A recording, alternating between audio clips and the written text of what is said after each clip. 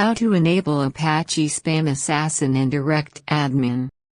We assume you have already logged into your DirectAdmin account. In the Email Manager section, click SpamAssassin Setup. SpamAssassin is not set up. Let's set up. Click Enable SpamAssassin. We have enabled the SpamAssassin. From this page, we can change settings and decide what to do with an incoming email as spam. We can delete spam and block email IDs by choosing the appropriate options here.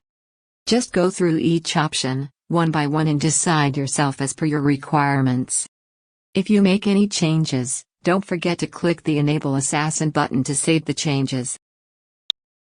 This is the end of the tutorial. Thank you for watching.